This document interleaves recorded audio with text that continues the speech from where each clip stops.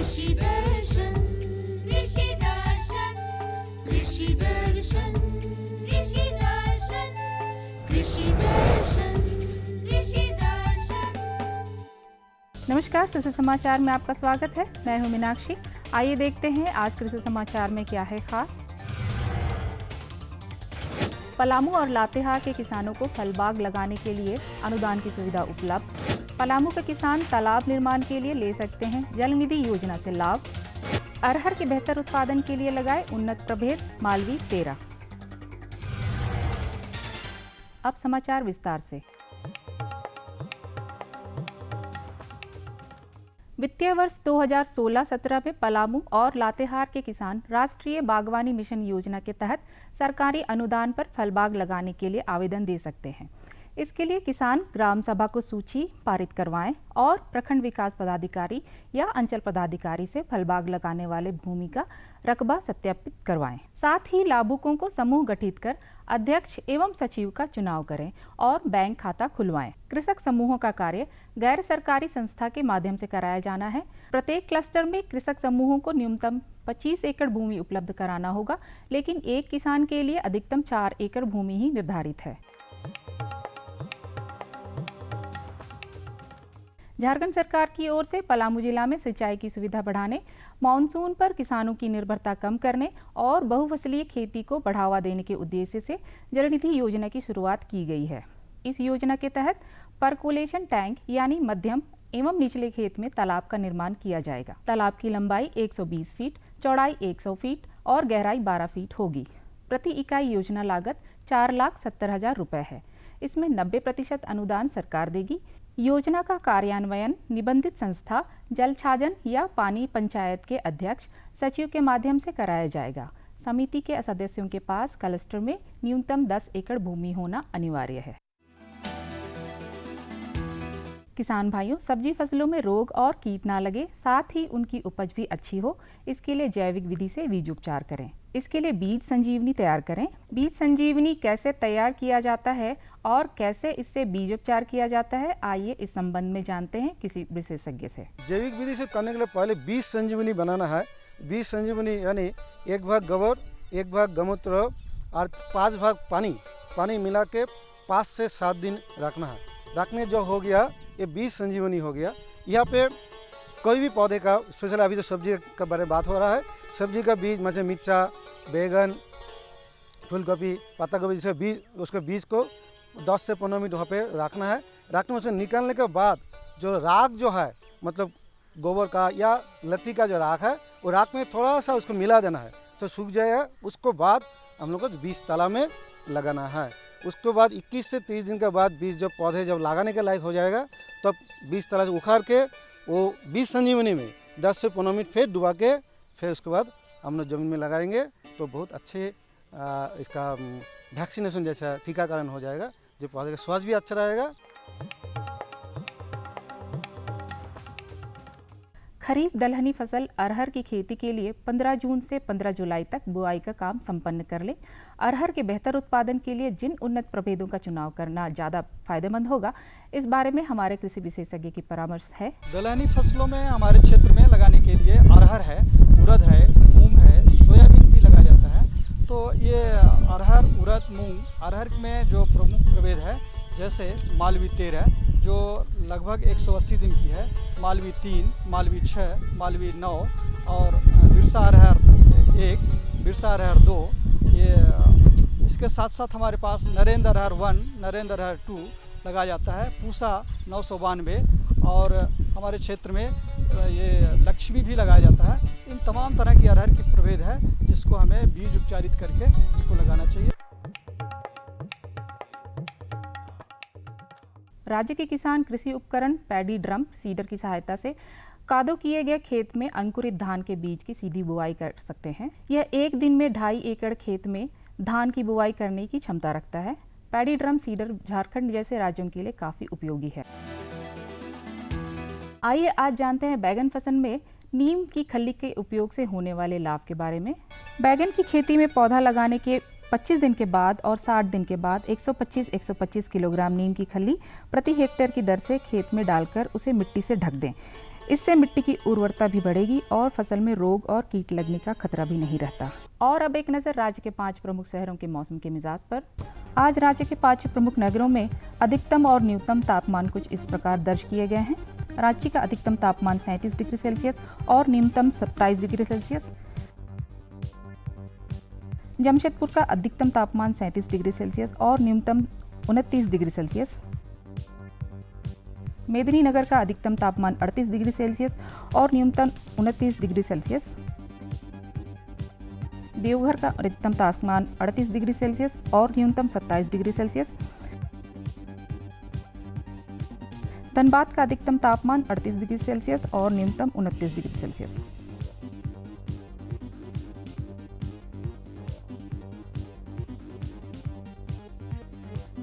कृषि समाचार में आज इतना ही। अगले दिन अगले अंक में फिर मुलाकात होगी कुछ ताजा तरीन खबरों के साथ। तब तक के लिए दीजिए इजाजत। नमस्कार। और बताओ बस। अरे ये क्या भैया जी, बस इतनी सी रासायनिक खाद? किसानी छोड़ रहे हो क्या? किसानी नहीं, नादानी छोड़ रहे हैं। मिट्टी की जांच कराई है। अब तो लालाजी जितनी जरूरत है उतने ही उर्वरक खेत में डालेंगे। हाँ, किसान भाई आज ही अपने जिले की नजदीकी भूमि परीक्षण प्रयोगशाला में मिट्टी की जांच जरूर करवाएं और मिट्टी में पोषक तत्व, नमी व पौधे के विकास को देखते हुए केवल जरूरत के अनुसार ही पोषक तत्व डालें। और हाँ, मिट्टी में गंधक, जस्ता, बोरोन जैसे सूक्ष्म पोषक तत्वों का पता लगाना भी न भूलें। उर्वरक और जैविक खाद के सही उपयोग से भूमि का उपजाऊपन बनाए रखें, उत्पादकता बढ़ाएं, खर्चा घटाएं और बहुमूल्य विदेशी मुद्रा बचाने में भी सहयोग दें। और हाँ, धीमी गति से नाइट्रोजन उपलब्ध कराने वाले उर्वरकों जैसे नीम लेपित यूरिया को प्राथमिकता दें और यूरिया का पत्तों पर छिड़काव करें। अरे वाह, तू तो सचमुच समझदार हो गया रे। अधिक जानकारी के लिए संपर्क करें जिला कृषि अधिकारी या किसान कॉल सेंटर। किसान भाइयों, आज हम अपने इस अंक में चर्चा करेंगे आगात खीरा की खेती के लिए तैयारी के बारे में। उन्हें कैसे हम अपने खेतों में इस्तेमाल करें, कैसे लगाएं, इस बारे में और भी अधिक जानकारी देने के लिए हमारे साथ डॉक्टर राजेश कुमार सर मौजूद हैं। सर, सबसे पहले हम ये जानना चाहेंगे कि हमारे किसान भाई आगात खीरा की खेती के लिए अपने खेतों को सर्वप्रथम तैयार कैसे करें? जी, ये बहुत ही महत्वपूर्ण प्रक्रिया है। अगर किसान भाई अगर मिट्टी की तैयारी अगर बढ़िया से नहीं कर पाते हैं, अच्छी तरीके से नहीं कर पाते हैं, तो निश्चित रूप से उनका जो उत्पादन उनको जो मिलने वाला रहता है वो उत्पादन पूरा प्राप्त नहीं होता है। इसके लिए अगर उनके पास बलुई दोमट भूमि है या जो भी मिट्टी है, चीटा मिट्टी है या लाल मिट्टी है, उसको हम लोग मोल्ड बोल्ड हल है, डिस्क प्लाव जिसको बोलते हैं, डिस्क प्लाव है, उसे गहरी जुताई करके एक बार पाटा चला करके बराबर कर देते हैं। उसके बाद ही हम उसमें खीरे के लिए जो है वो तैयारी करते हैं, जिससे क्या होता है कि यूनिफॉर्म जो है पूरा खेत अगर बन गया तो उसके अनुसार से हम लोग फिर इसको मेड़ बनाते हैं। मेड़ बनाने के कहने का मतलब जो है रिज बेड फॉरो सिस्टम है, यानी हम पहले जो है उसको एक मीटर का चौड़ा या 1 से 1.25 मीटर के आसपास चौड़ा अगर बेड बना लें या हम लोग थाला बना लें, तो ये 2 तरह का से हम लोग जो है मिट्टी को तैयार कर सकते हैं। अगर थाले बनाते हैं तो उसके लिए भी लगभग जो है यही डिस्टेंस रखते हैं कि हम लोग देखेंगे कि 1.25 मीटर से 1.5 मीटर के आसपास में प्रत्येक पौधा से पौधा जो है वो का जो दूरी होगा उसमें से लगभग जो है एक थाली में 3 से 4 स्वस्थ बीज लगने होते हैं। तो उसी ढंग से हम लोग उसकी तैयारी करते हैं। तो उसके लिए जो है सबसे पहले जैसे मैं बताया कि अगर गहरी जुताई करने के बाद उसको अगर तैयार करते हैं तो अगर थाले सिस्टम से लगाना है तो उसके लिए क्या करना है कि सबसे पहले जो है उसमें जो रासायनिक खाद है या उर्वरक है उसको भी उसके साथ साथ मिलाना है, कंपोस्ट खाद है उसको भी मिलाना है। तो अगर हम लोग उसको एकड़ के दृष्टिकोण से देखते हैं तो लगभग जो है 150 से 200 क्विंटल के आसपास कंपोस्ट खाद का उसमें जो है हम लोग व्यवहार करते हैं। इसके साथ साथ 40 किलोग्राम जो है phosphorus, 40 kilogram potash per hectare के दृष्टिकोण से मिला करके थाले बनाते हैं और थाले बनाने के बाद ही हम उसको लगाने के लिए तैयार करते हैं। तो ये आप मिट्टी की तैयारी में ये सब किसान भाइयों को करने होंगे। तो हमारे किसान भाई अपने खेतों को देखकर कैसे समझ पाएंगे कि उनकी मिट्टी किस स्तर की है? किसान भाइयों को हम लोग ये सलाह देते हैं कि जो भी खेती करनी होती है उसके लिए मिट्टी जांच अवश्य कराएं। मिट्टी जांच कराने से ये पता चलता है कि कौन कौन से पोषक तत्व कितनी मात्रा में उपलब्ध है और कौन कौन से जो है पोषक तत्व कितनी मात्रा में और आवश्यकता पड़ेगी खीरे की खेती के लिए। और उससे जब उनको बैलेंस, जिसको संतुलित अगर पोषक तत्वों का प्रबंधन कहें, उसको करने से हम लोग को जो है निश्चित रूप से ये हो जाएगा, खीरे की खेती अच्छी होगी। और साथ ही साथ ये हम लोग कह सकते हैं कि जो हमारे की खीरे की अगर खेती कर रहे हैं तो उसमें जो मिट्टी का क्या पीएच मान है, उससे ये पता चलेगा कि आपकी मिट्टी किस प्रकार से है, और तभी हम उसके लिए जो है बाकी खादों की अनुशंसा कर सकते हैं। हम ये भी जानना चाहेंगे डॉक्टर साहब कि जो आगात खीरा की जो खेती होती है उसे लगाने का समय क्या होना चाहिए और उसकी विधि क्या होनी चाहिए? देखिए, आगात खीरा की जहाँ तक बात है, मुख्य खीरा हम लोग तो जो है जून जुलाई में अभी लगाते हैं, लेकिन आगात खीरा की जहाँ तक बात है उस समय हम लोग देखते हैं कि इसको आप जो है अगर नवंबर लास्ट से लेकर के जनवरी फर्स्ट वीक तक जाएं तो ये हमको अर्ली जो है अगेती क्रॉप देगा। और इसके लिए अगर किसान भाई अगर थोड़ा सा जो है सजग हों तो इसको पॉलीथीन ट्यूब में भी लगा करके और उसके बाद मेन फील्ड में ट्रांसप्लांट कर सकते हैं, लगा सकते हैं। तो ये इनके लिए सबसे उपयुक्त समय होता है। आगात खीरा जिनको भी फसल लेनी है वो आपका जो है नवंबर लास्ट से जनवरी प्रथम वीक तक इसको लगा सकते हैं। सर, हम ये भी जानना चाहेंगे कि जो आगात खीरा की जो खेती होती है उसके मुख्य प्रभेद कौन से होते हैं जो हमारे किसान भाइयों को अधिक फायदे दे सकते हैं? अगर किसान भाई अगर चाहें तो वैसे किस्म बाज़ार में उपलब्ध हैं जो आगात में अच्छे उत्पादन देते हैं, उन्हीं किस्मों का चयन करना चाहिए। एक जापानी लॉन्ग ग्रीन करके है, ये किस्म का हम लोग ज़्यादा से ज़्यादा इस्तेमाल करते हैं। पूसा ज्वाइंट है, उसका हम लोग इस्तेमाल करते हैं। और स्वर्ण अगेती करके जो है हमारे ICAR रिसर्च इंस्टीट्यूट से निकला हुआ किस्म है, ये काफ़ी जो है अच्छा हम लोग उन्नतशील जो प्रजाति है इसमें इसका हम लोग व्यवहार करते हैं। इसके अलावा जो है संकर किस्म में हम देखते हैं कि पूसा संयोग है, पूसा आपका जो है प्रिया एक किस्म है। इसके अलावा हर्षनी है, कामनी है, मालनी है, ये सब जो किस्में अभी बाज़ार में बहुत ज़्यादा चल रही है, इसका हम लोग अगर संकर किस्मों में व्यवहार करें तो निश्चित रूप से अच्छा मतलब उत्पादन भी मिल रहा है और अच्छा किसानों को लाभ भी मिल रहा है। तो हम कोशिश करेंगे कि किसान भाई इन्हीं प्रभेदों का चयन करें ताकि उनका भी उत्पादन अच्छा प्राप्त हो सके। डॉक्टर साहब, हम ये भी जानते हैं कि हमारा जो झारखंड राज्य है, झारखंड प्रदेश है, यहाँ पर पानी की हमेशा बहुत ही कमी रहती है, बरसात भी अच्छे तरीके से नहीं हो पाती है। तो वैसे जो समय में हमारे किसान भाई आगात खीरा की खेती के लिए सिंचाई की व्यवस्था अपने खेतों में किस प्रकार करें? देखिए, इसमें दो विधि हो सकती है। एक तो किसान भाई अगर चाहें तो इसके लिए हम लोग जो है ड्रिप इरिगेशन, टपक सिंचाई है, उसका व्यवहार कर सकते हैं। चूँकि ये थाला में है तो थाला में होने के वजह से इसका क्या है कि हम लोग 1 से 1.5 मीटर की डिस्टेंस में है तो बीच में हम एक पाइप के द्वारा उसमें आधा से 1 घंटा जो है टपक सिंचाई में अगर हम उसको चला देते हैं तो उस थाले के में जितना ज़रूरत है उतना आवश्यकता अनुसार उनको पानी मिल जाता है। एक तो ये काम कर सकते हैं, दूसरा है वो मल्चिंग का काम, जिसको हम लोग जो है पलवार कहते हैं कि पत्ते हैं जो भी वैसे बायोडिग्रेडेबल सड़ने गलने वाले पदार्थ हैं, घास है, पत्ते हैं या प्लास्टिक, कभी कभी उसका भी व्यवहार कर सकते हैं कि उससे अगर ढक करके रखते हैं तो उनको जो है नमी काफ़ी लंबे अवधि तक बना रहता है, तो सिंचाई की जो है आवश्यकता कम हो जाती है। तो ये काम एक किसान भाई अवश्य करें कि जहाँ पानी की समस्या है वहाँ पर मल्चिंग अवश्य करें और ड्रिप इरिगेशन, टपक सिंचाई, कभी कभी जो है फुहारा सिंचाई जो है स्प्रिंकलर का भी व्यवहार किया जाता है, लेकिन वो उतना ज़्यादा इफ़ेक्टिव नहीं है। कभी कभी हम लोग इसमें डीप फरो भी करते हैं, यानी जो थाला बनाते हैं उसके बगल में एक पतली नाली, गहरी नाली खोद देते हैं और उसी नाली में हम लोग सिंचाई करते हैं, तो उससे भी जो है वो उनको सफिशिएंट नमी जितना मिलना था मिल जाता है। हमारे किसान भाई कीट प्रबंधन अपने खेतों में किस प्रकार इस्तेमाल करें?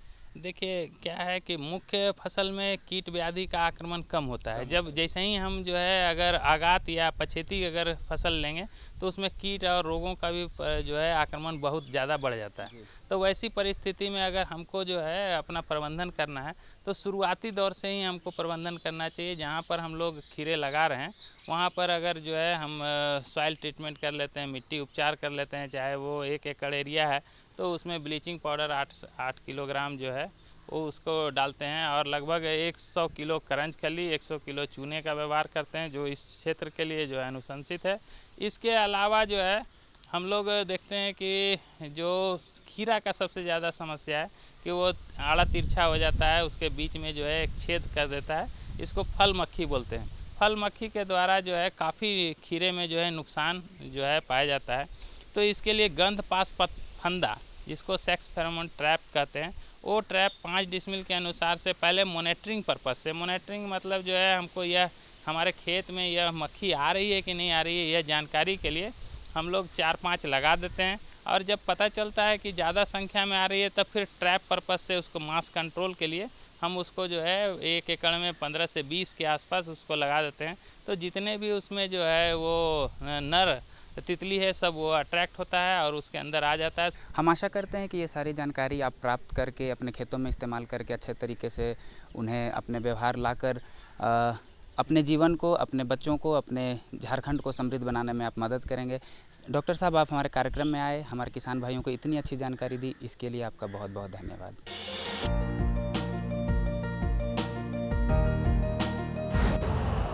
यूरिया का स्वदेशी उत्पादन 70 लाख टन बढ़ाने के लिए 6 उर्वरक संयंत्रों का उद्धार किया जा रहा है।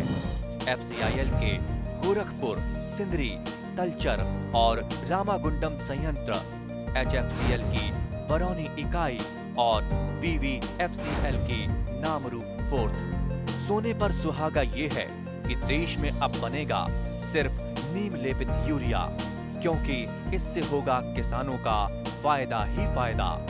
अनाज का उत्पादन 10% तक बढ़ेगा, बढ़ेगी 10 से 15% नाइट्रोजन क्षमता।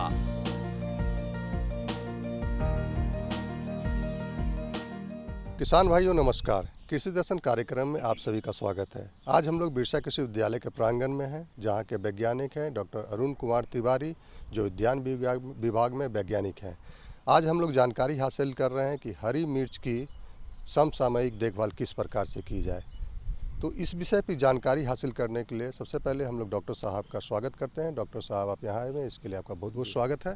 जी संदीप जी, धन्यवाद, नमस्कार। और किसान भाइयों, आपको भी जोहार। किसान भाइयों को सबसे पहले ये बताएं कि हरी मिर्च जो खेती होती है उसके लिए मिट्टी का चुनाव किस प्रकार हमारे किसान भाई करें। अभी मिर्च लगाने का समय है और कुछ किसान भाई तुरंत लगाए होंगे, इसलिए इसका विस्तार से जानकारी बहुत सामयिक है। जैसा कि आप जानते हैं कोई भी फसल लगनी है तो मिट्टी में लगनी है, इसलिए मिट्टी का चुनाव, स्थल का चुनाव, कहाँ पे खेती करें, मिर्च की खेती करें या किसी फसल की खेती करें और कैसे करें, ये बहुत ज़रूरी है। तो जहाँ तक मिर्च की बात है, मिर्च फसल लेने के लिए आपको स्थल का चुनाव ऐसा करना है जहाँ पे जल जमाव ना हो, क्योंकि अब बरसाती फसल लेने जा रहे हैं तो जल जमाव ना हो और पानी निकासी की संभावना अच्छी हो।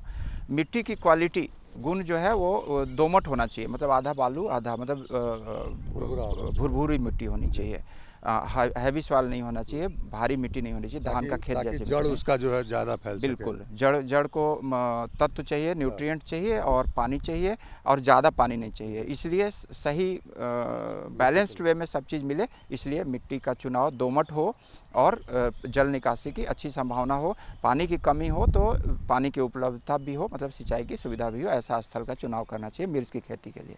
डॉक्टर साहब, आपने बताया कि पानी की इसमें कम आवश्यकता है, मतलब कि जमना नहीं चाहिए बरसात में। हाँ। तो क्या ऊपरी जमीन में भी इसकी खेती की जा सकती है? हाँ बिल्कुल, टाड़ जमीन में आप, या टाड़ जमीन में मुख्यतः आप मिर्च की खेती कर सकते हैं। तैयारी हमारे किसान भाई कैसे करेंगे, क्या करें ताकि जमीन में इसकी रुपाई सही ढंग से कर सके?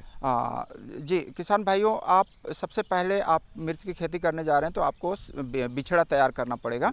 तो बिछड़ा के लिए आप ऐसा स्थल का चुनाव करें जो सही में ऊपरी हो, जहां जल जमाव नहीं हो, सुरक्षित हो मवेशियों वगैरह से, और सिंचाई वगैरह की सुविधा वहां पे हो। तो 1 महीना पहले ही, मतलब अभी आप मई वगैरह में आप बिछड़ा के लिए बीज की बुआई कर दिए होंगे, या नहीं किए होंगे तो जस्ट अभी किए होंगे, और नहीं तो अभी तुरंत कर दें, समय निकल रहा है।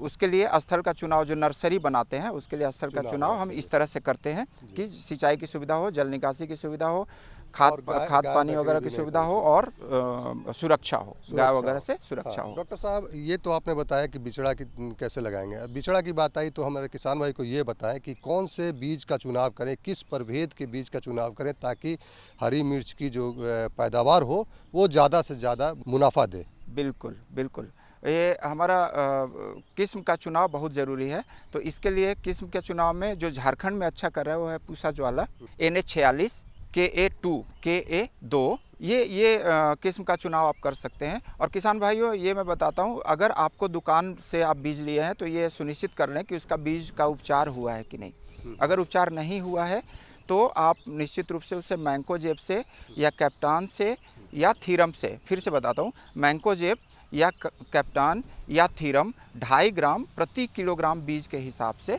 उसमें हम बीज का उपचार करते हैं ताकि बीज जनित रोग बाद में ना लगे। तो अगर एक हेक्टेयर में खेती करनी है या उसी के हिसाब से हम हम चुन लिए कि भाई कितना हमको लगेगा बीज। उसके बाद बीज का उपचार कैप्टान या थीरम या मैंकोजेब से आप उपचारित करेंगे। 1 किलोग्राम में 2.5 ग्राम बीज लगेगा। ये पाउडर के फॉर्म में आता है, तो हल्का पाउडर से मिला लेते हैं बीज को। एक साथ 1 किलो रखते हैं कपड़े वगैरह में, ठीक से उसको बीज को मिला लेते हैं। अगर आपको लगे कि नहीं ये कम पड़ रहा है तो उसके साथ आप राख जैसी चीज़ भी मिला सकते हैं, लेकिन हम वो अवॉइड करते हैं। हल्का सा पानी दे करके उसको हम सुनिश्चित करते हैं कि ये चिपक जाए। अब है कि इसमें खाद की अभी आवश्यकता पड़ती होती, कब कितनी मात्रा में खाद डालेंगे किसान भाई? जी, खाद के लिए आप चूँकि शुरू में ही आप खेत की तैयारी किए हैं तो उस समय जितना आपके पास गोबर की खाद है लगभग 200 क्विंटल प्रति हेक्टेयर के हिसाब से गोबर की खाद डालते हैं। और ऐसे ही नाइट्रोजन, फास्फोरस और यूरिया डालते हैं, मतलब नाइट्रोजन, फास्फोरस और पोटास डालते हैं। तो नाइट्रोजन खाद 3 स्प्लिट डोजेज में करते हैं, 3 बार देते हैं। फास्फोरस और पोटास खाद जो आपको है वो एक ही बार में खेत की तैयारी के समय ही दे देते हैं। नाइट्रोजन 100 किलोग्राम, फास्फोरस 50 किलोग्राम और पोटास 50 किलोग्राम की दर से प्रति हेक्टेयर के हिसाब से हम खाद का प्रयोग करते हैं। सिंचाई बहुत इंपॉर्टेंट चीज़ होता है, बहुत महत्वपूर्ण चीज़ होती है खेत के लिए। तो सिंचाई कब कब करेंगे? हाँ, ये निर्भर करता है, चूँकि ये बरसाती फसल होगी इसलिए निर्भर करता है कि पानी की कमी कब हो रही है। ये सुनिश्चित करना चाहिए संदीप जी कि जल जमाव नहीं हो, दूसरी तरफ वो पपड़ी जैसी स्थिति ना हो, इसलिए कि हवा भी चाहिए जड़ को हवा भी चाहिए। इसलिए बीच में निकाई गुड़ाई आप खरपतवार ना हो इसके लिए तो निकाई गुड़ाई करते रहनी चाहिए। और सिंचाई जब आपको लगे कि नहीं ये मिर्च को अब ज़रूरत है, मतलब मिट्टी पूरी सूख गई है, तब सिंचाई कर दें। और हैवी सिंचाई ना करें, भारी सिंचाई ना करें। बरसात में अपने पानी कब आ जाएगा ये आपके हाथ में नहीं है, इसलिए बचाना मुश्किल हो जाएगा। चूँकि बरसात का समय रहता है तो आवश्यकता अनुसार किसान भाई सिंचाई करें, जमाव न होने दें। क्योंकि मिर्च की फसल के लिए कम पानी की आवश्यकता होती है, इसलिए जमाव नहीं होने दे ताकि जड़ उसका गले नहीं। डॉक्टर साहब, हमारे किसान भाई हरी मिर्च की समसामयिक कृषि कार्य के बारे में बताया, इसके लिए आपका बहुत बहुत धन्यवाद। जी संदीप जी, धन्यवाद। किसान भाइयों आपको भी धन्यवाद। और हमारे किसान भाई को मेरे तरफ से, डॉक्टर साहब की तरफ से जोहार, नमस्कार।